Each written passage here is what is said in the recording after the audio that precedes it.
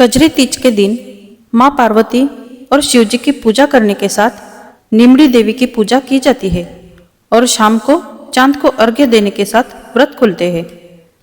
हिंदू पंचांग के अनुसार साल में 3 बार तीज का त्योहार मनाया जाता है, जिसे कजरी तीज, हरियाली तीज और हरतालिका तीज के नाम से जाना जाता है। हर एक तीज का अपना अपना महत्व है। हिंदू पंचांग के अनुसार भाद्रपद माह के कृष्ण पक्ष की तृतीया तिथि के दिन कजरी तीज का व्रत रखा जाता है। इस व्रत को हरियाली तीज की तरह सुहागिन महिलाएं पति की लंबी आयु और अच्छे स्वास्थ्य के लिए व्रत रखकर भगवान शिव और माता पार्वती की पूजा करती है। इसके बाद शाम को चंद्रमा को अर्घ्य देने के बाद अपने व्रत को खोलती है। आइए जानते हैं इस साल कब पड़ रही है कजरी तीज। उदय तिथि के हिसाब से कजरी तीज का पर्व 22 अगस्त 2024 को मनाया जा रहा है। 22 अगस्त को सुबह 5:52 से लेकर 7:29 तक दोपहर का शुभ मुहूर्त दोपहर 12:22 से 3:37 तक रहेगा। पौराणिक मान्यताओं के अनुसार सबसे पहले माँ पार्वती ने कजरी तीज का व्रत रखा था। इस दिन सुहागिन महिलाएं अखंड सौभाग्य के लिए व्रत रखती है। इसके साथ ही कुंवारी कन्याएं भी मनचाहा वर पाने के लिए व्रत रखती है। करवा चौथ की तरह इस दिन व्रत रखा जाता है और शाम को चांद को अर्घ्य देने के बाद व्रत खोला जाता है। कई जगहों पर कजरी तीज के दिन नीम के पेड़ की पूजा करने का विधान है। मान्यता है इस पेड़ में निमड़ी माता का निवास स्थान होता है। सुहागिनों का सौंधा सा पर्व सातोड़ी तीज रक्षाबंधन पर्व के तीसरे दिन आता है। वास्तव में इस मौसम में तीज व्रत मनाने का अवसर 3 बार आता है। हरियाली तीज, सातोड़ी तीज व हरतालिका तीज धूमधाम से मनाई जाती है। सातोड़ी तीज को कजली तीज और बड़ी तीज भी कहते हैं। सातोड़ी तीज की पूजा करते हैं। सातोड़ी तीज की कथा, निमड़ी माता की कथा, गणेश जी की कथा और लपसी तपसी की रोचक कहानी सुनते हैं। इस पर्व पर सत्तू के बने विशेष व्यंजनों का आदान प्रदान होता है। आइए सुनते हैं सातोड़ी तीज की पौराणिक व्रत कथा।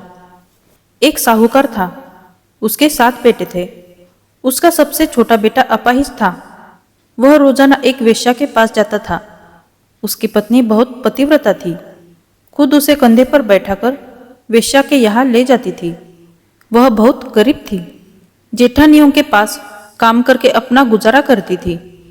भाद्रपद के महीने में कजली तीज के दिन सभी ने तीज माता के व्रत और पूजा के लिए सातु बनाए। छोटी बहू गरीब थी, उसके सास ने उसके लिए भी एक सातु का छोटा पिंडा बनाया। शाम को पूजा करके जैसे ही वो सत्तू पासने लगी, उसका पति बोला, मुझे वेश्या के यहाँ छोड़कर आ। हर दिन की तरह उस दिन भी वह पति को कंधे पर बैठाकर छोड़ने गई, लेकिन वो बोलना भूल गया, तुम जाओ। वह बाहर ही उसका इंतजार करने लगी। इतने में जोर से वर्षा आने लगी और बरसाती नदी में पानी बहने लगा।